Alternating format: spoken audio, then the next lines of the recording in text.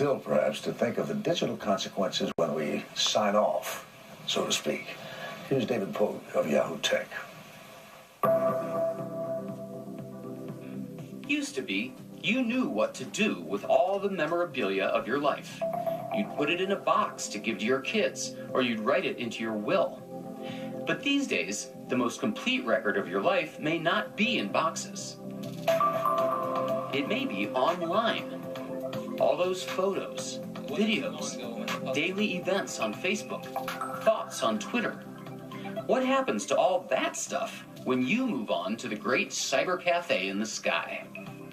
We have entered this time as a society where we're a bit ahead of our laws and our policies with respect to our digital property. Evan Carroll is an expert on what happens to our online stuff when we die. He and his co-author maintain a blog, and they've even written a book. Some states have laws, some states don't. Some people put these things in their wills now, some people don't. So there are so many different things that could happen. Nobody crashed into that messy state of affairs harder than John Berlin. It was just one more memory I wanted of him. Earlier this year, on Facebook's 10th anniversary, it offered every member a beautiful 1-minute musical montage of his or her Facebook life. Jesse Berlin had died in 2012, and his father John dearly wanted to see his son's montage video. Only problem with that was you had to be on his page to request it. I didn't have access to his page. I didn't know his password. You ever do something crazy because you just don't know what to do anymore? So he had a desperate, great idea. He made a YouTube video. Zuckerberg and Facebook.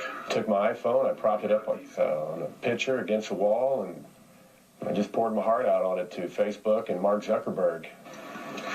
All we want to do is see his movie. That's it. 3 million people watched his plea. And by the end of the day, Facebook called me. Facebook gave John access to his son's video and further improved its existing policies. If your loved one passes away, you can ask for that Facebook account to be what's called memorialized. Whatever privacy settings that were in place at the time the account was memorialized, they allow those to persist. Your Facebook profile can become a memorial to you and can be a place for communal bereavement where they share messages. On Google, you can specify in advance exactly what should happen if Google doesn't hear from you for a few months. You can ask them to pass information to another individual.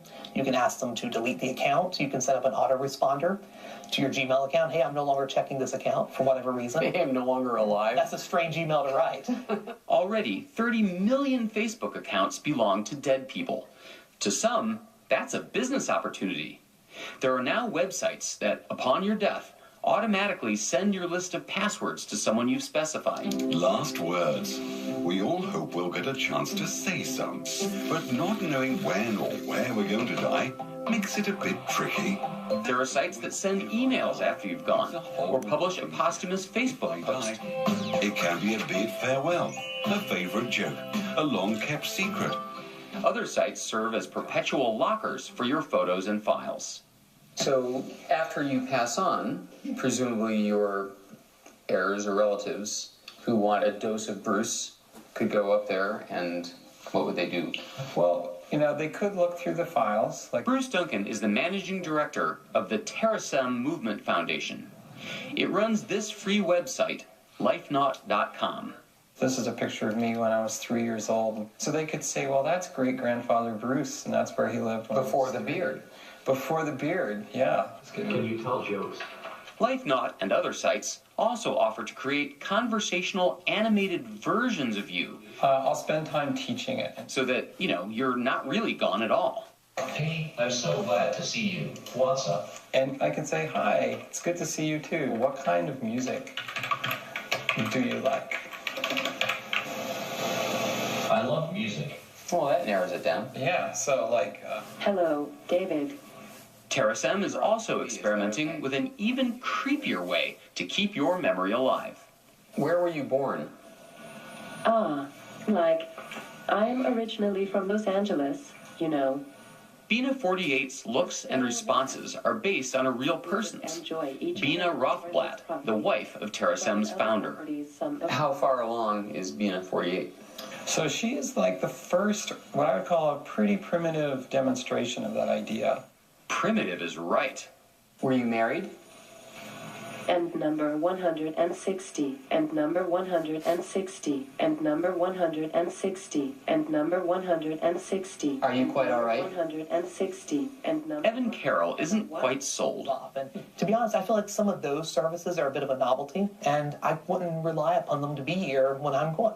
So suppose that I am someone who's very private and I don't want my stuff to live on after I'm gone. What are the steps I can take now? The number one thing I would recommend you do is you make sure your family knows those wishes and they know where your files are stored. Okay, and now what if I'm the opposite? What if I want my stuff to live on for future generations to enjoy? What are my best chances? Well, it's the exact same thing. You want your family to know, these are my wishes, this is what I would like to happen.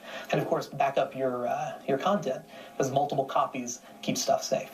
Because we all know there's only 3 sure things in life: death, taxes, and hard drive failure. Absolutely. Hard drives fail all the time.